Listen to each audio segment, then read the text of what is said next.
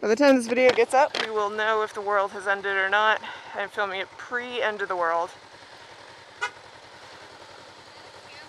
Yeah. Thanks. I think I saw you in that job. I work at Starbucks. Oh yeah, I come there a lot.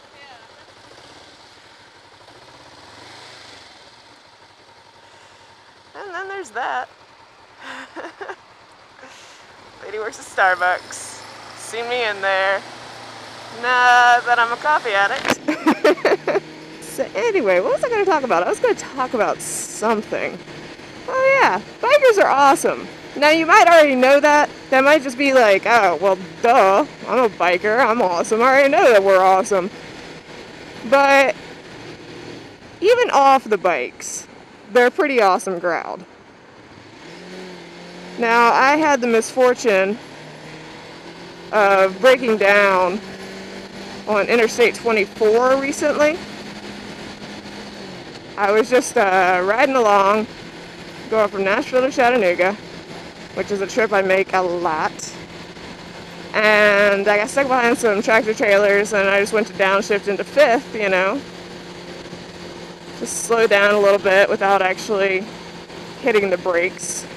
Because who likes to hit the brakes? I mean, really. And when I went to shift, there was nothing there, just air. And I was like, that's not good.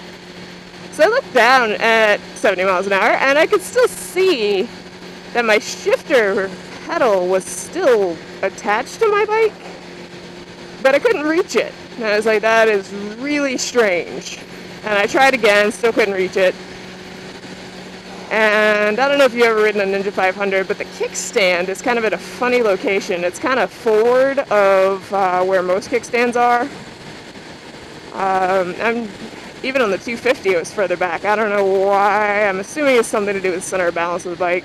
That would make sense, right? But anyway, my shifter pedal was resting on my kickstand, which was in the up position. And so I was just like, all right, well, let's stop. So I stopped at the next exit, which was 5 miles outside of Manchester, Tennessee. And I don't know if you guys know Tennessee geography, but there's not much 5 miles outside of Manchester, Tennessee. There's really like nothing. There's an exit with a gas station. So I stopped at the exit and I actually stayed on the exit ramp and I got off my bike and I took my helmet off and I had read somewhere, I don't even know if this is true or not, but I had read somewhere that a biker in distress, you're supposed to put your helmet down back behind your bike, like behind the back tire, so that people know you're not just stretching or taking a phone call or whatever. So I did that, and then I proceeded to like take my saddlebags off and everything else I was transporting and get to my toolkit, which is underneath the seat. And I looked at the shift pedal.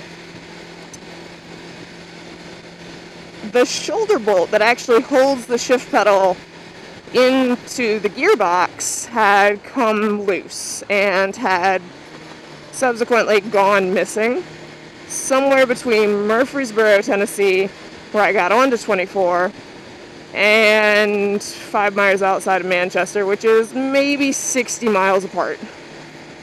So somewhere in those 60 miles was a shoulder bolt that I needed to be able to shift my bike into a different gear other than sixth.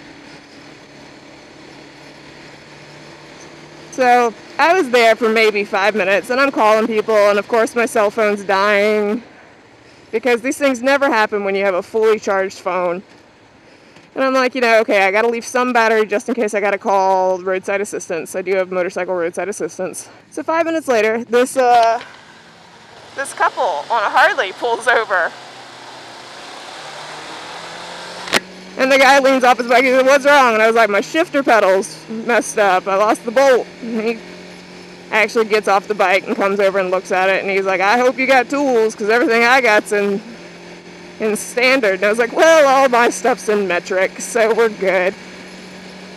And And I had already figured out that, you know, what needed to happen was I needed to steal a bolt from somewhere else on the bike where it wouldn't matter if I stole it. Which, there aren't too many bolts that are going to fit, that are going to be long enough that to do the job, and that are unnecessary to other parts of the bike. But you know, this guy had been riding since he was old enough to walk, I think. He said it had been a long ass time.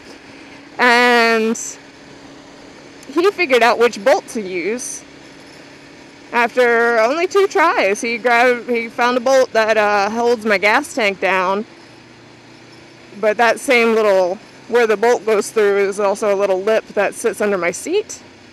So we were like, well, the seat will hold it down for another 60 miles. Not a big deal.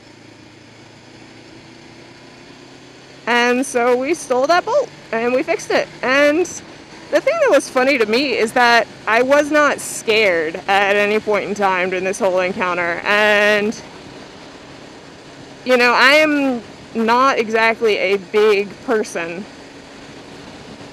So for me to be able to trust a random guy who pulls up to fix my bike is pretty phenomenal in today's world. Because, you know, they teach us girls to be on the defensive, particularly about males. And here I am, just like, oh yeah, you're on a bike. You must be okay. And I thanked him for stopping, and he was just like, well, that's what you're supposed to do, right? And I was like, that is what you're supposed to do, but I imagine there are still some people who don't do it. But luckily for me, he was one of those people who did stop. And he was the only biker that went past, so I got the one and only biker. And cars were going past, tractor trailers were going past, they didn't care. First biker, bam, stops. So that's pretty awesome.